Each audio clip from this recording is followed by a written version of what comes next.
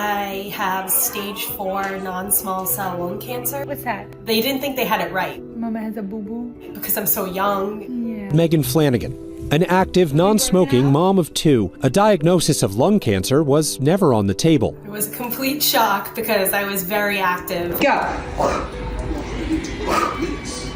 Most of my life is dedicated to health. Dedicated to her health, Megan noticed right away when something felt off in her body. I had some chest pain. I went to a few urgent cares. I even went to an ER, and it was determined that I probably pulled a muscle in my chest. I was later diagnosed with anxiety. I started to experience shortness of breath. I went for walks almost daily with my girls, and I would have to get to the top of the hill and pause, which wasn't normal. Months passed. The symptoms continued. I had arm pain, and it was pretty bad, and it didn't go away the rest of the day. So when I was going to bed, I noticed all the veins in my arm. We went to the ER, and that's when we found out that I had extensive blood clots in my arms, a pulmonary embolism, a tumor in my lung, cancer in my spine, and in my chest and stomach lymph nodes. I had a mediastinoscopy, so I have a little scar right here. They went in through my throat, and they pulled out a lymph node and they tested it. We found out that it was carcinoma, but we didn't know what kind yet, so they sent it off to be tested. And then about 2 weeks later, they did come back with lung cancer. You see the commercials with the people that can't speak, and I'm like, never smoked in my life. I can't get lung cancer, so I didn't even know that was something I could get.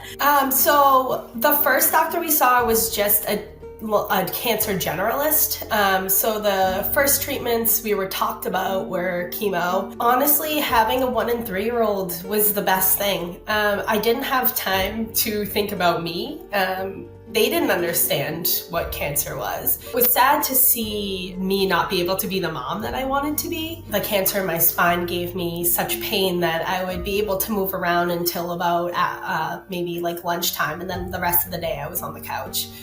So we did a lot of games on the couch or watching movies, and they just kept my spirits high the whole time.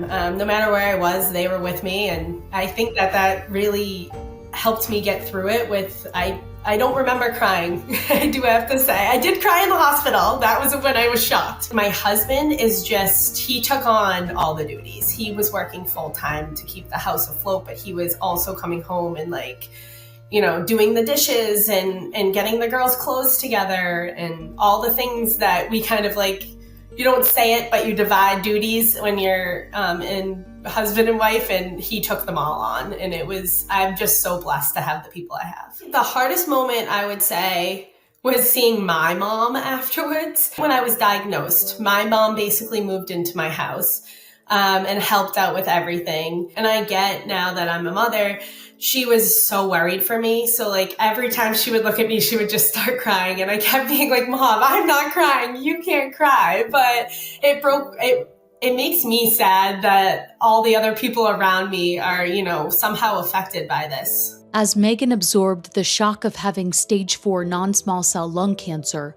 doctors ordered something called biomarker testing. And then once we Googled biomarkers, we were actually relieved, because I feel like it just sends you on a different path.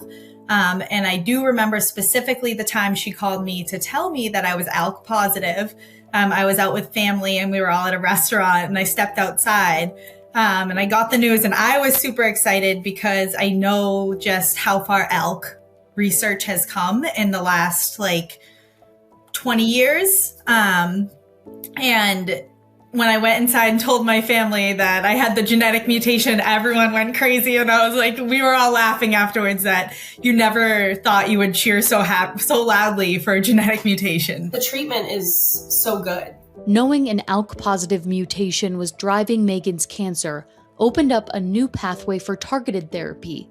This meant instead of chemotherapy, she could take a pill designed to block her cancer's growth. So I thought lung cancer looked like 2 to 4 months. And obviously it was not a good 2 to 4 months. I was going to be thrown chemo and just see how long I can last. And once I found out that I had the genetic mutation, I knew that there was treatment out there, targeted therapies that mine just came out in 2021, actually, and that more than 50% of people on my medication after 5 years still have no progression. And I just thought that's huge. And at the time, I was like, yes, 5 years. Like, I have 5 years now. I don't have 4 months anymore. And now, just like the more that I've come to educate myself on it and the more chats that I've been in, I see people in 20 years. So I no longer limit myself to 5 years. So I am on a pill that I take, or a couple pills that I take daily, and I'll just take that forever. And I did start at a lower dose just because the side effects could become really harsh. Luckily, I didn't experience like the really harsh part of it, just like nausea or other things that I wish I wasn't going through, but that weren't the bad in the grand scale of things. And 10 days after starting the medication, I went from being couch-ridden, unable to breathe, to like fully playing with my kids in the backyard. I was back on my feet, moving around. Before the medication, I couldn't complete a page in a book, like a children's book, to my kids without having a coughing fit.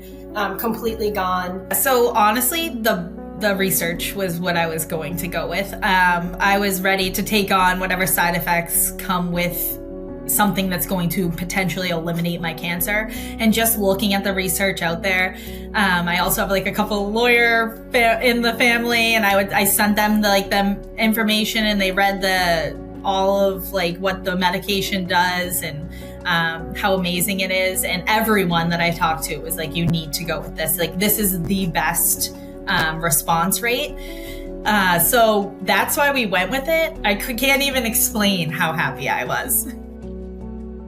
When I had my scans a month and a half after I started the medication, I had a 40% reduction in cancer. My next one was even better. It was like more than 50% gone. We were ecstatic. Like, I remember we read it in my husband's office, and me and him were just like silently dancing because we had gone in and shut the door with all the family out there. I don't even think we told them we were going to read it. So then we were celebrating, and then we talked to our oncologist, and obviously she was so excited for us. But she couldn't, it almost seemed like she couldn't believe it because it was just so quick. Do you know the song Shabuzi? Shabuzi wrote Good News. Like, that's our song, our family song. It came out around the time that I was diagnosed. And now every single time we're going into a scan, we play Good News because that's what we need. And so far, he's come through. My day-to-day before the diagnosis was pretty similar to what it is now. I am a stay-at-home mom. I do work at the gym a couple hours a week in child watch, which I love because I get to hold the babies. I don't feel like I have cancer on a regular basis, other than the pills. When I went in, and I had my final scan, or my latest scans, and then met with my doctor, and she said, yeah, I think we can call it net this time. And so we were really excited. I was looking forward to those words because in the previous appointment, obviously we said no cancer to the naked eye, but we left there what does that mean? Should we be excited? Should we sit at the edge of our seats and wait? We just didn't know how to feel. So when the words came out, a sense of relief was just weight off my shoulders for sure. I think because of my age, because there is some stigma around lung cancer that you have to be a smoker. Hopefully that's changing. There's so much hope. That's another thing that kept me positive through this whole thing is everything that is coming out, everything that I'm taking that's working well is new. It's all brand new, and I am so excited to see what the future holds. I'm on the third generation of the medicine. They just came out with a fourth one. So I said to my doctor, what happens when this fails? Because essentially your medicine works until the cancer becomes smarter than the medicine. And she's like, oh, well, they already have another one out, so we just try the next one. So I am so hopeful for the future. And I'm so blessed to be in the time that I'm in right now, I think. Well, I've learned that there is extensive research that goes into the drug before it even becomes a real clinical trial that you can enter yourself into. And only a couple years before I started taking my medication, my medication was also a clinical trial. It's all about time. I have stage 4 lung cancer with an ALK mutation. So really it's just my cancer is constantly trying to get smarter than my therapy. And you never know when it's going to happen. And my next line might be a clinical trial the reality is, like, if something happens in the next couple of years, that's my next line. So I would say I understand that it's scary, but just looking at the research and the science and how far we've come, I fully put my trust in it. I feel like I've been somebody who my whole life has been pretty positive at the core.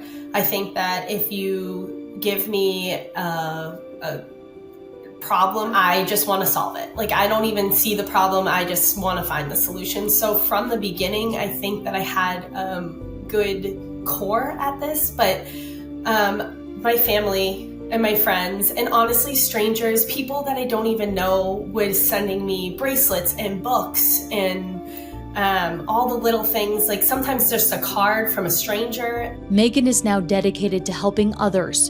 And that's why I started the I Live in Every Breath podcast. Through a new podcast and a nonprofit focused on helping young families facing a cancer diagnosis. Now, anytime I hear, like, even someone removed has diagnosed with cancer, I try to do some little thing, because when you realize that your support system is so big, you just feel lifted. Thank you so much for watching. If you were inspired by this story, we've queued up another one for you here. And please make sure you subscribe to the Patient Story community, where we're humanizing cancer one story at a time and always reminding people you're never alone.